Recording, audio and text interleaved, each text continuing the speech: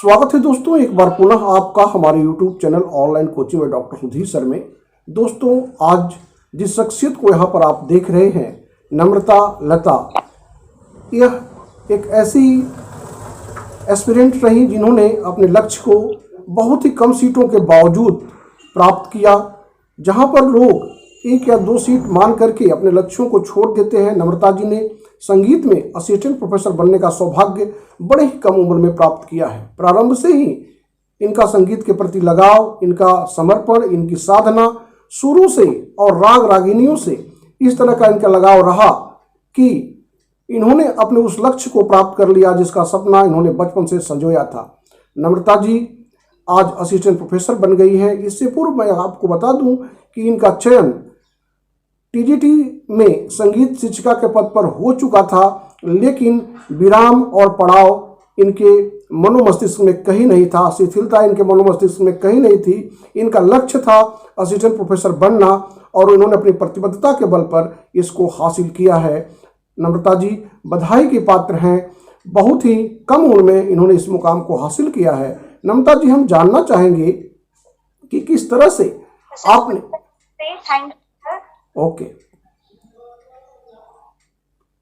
नम्रता जी, हम जानना चाहेंगे कि किस तरह से इतनी कम उम्र में आपने इस मुकाम को हासिल किया। क्या आपकी रणनीति रही, साक्षात्कार में आपके क्या अनुभव रहे? कृपया आप अपनी जुबानी सारी बातों को हमारे व्यूअर्स को बताएं। नम्रता जी।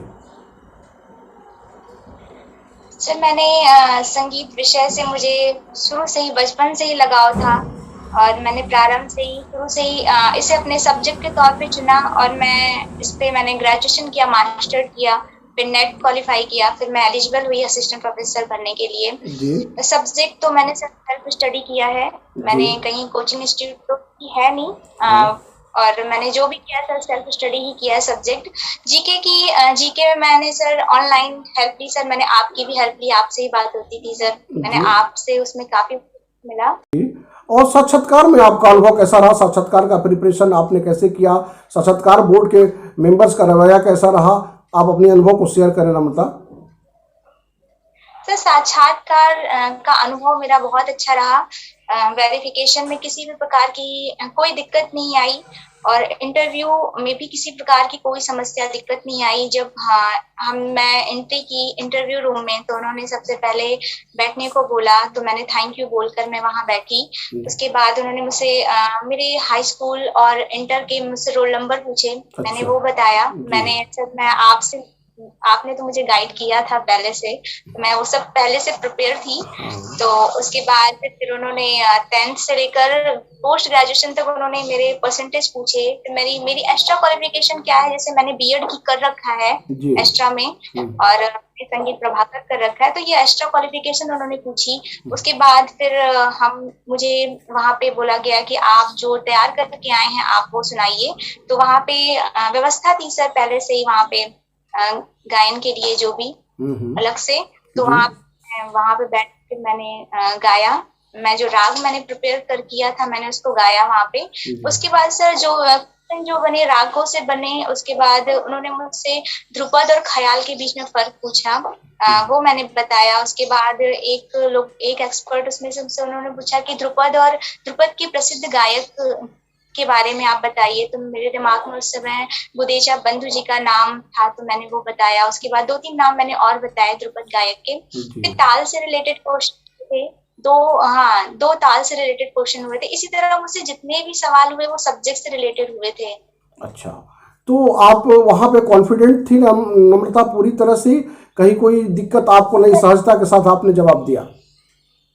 मैंने पूरे सहजता से जवाब दिया। इसके पहले भी मैं कई इंटरव्यू फेस कर चुकी हूँ सर, उसका भी कहीं ना कहीं मुझे बेनिफिट मिला। और सर आपने मुझे गाइड किया था, आपने मुझे बहुत मोटिवेट किया सर, आपसे भी मैंने काफी कुछ सीखा। नम्रता, आपने बहुत ही कम उम्र में यह मुकाम हासिल किया। कैसे आप यहाँ तक, प्रारंभ से ही आपका संगीत के प्रति लगाव था? साक्षात्कार और जीके की तैयारी के दौरान मैं इससे अवगत था, लेकिन जब सामान्य से लोग कला वर्ग की तरफ, विज्ञान वर्ग की तरफ आते हैं, प्रारंभ से ही आप संगीत के प्रति समर्पित थी।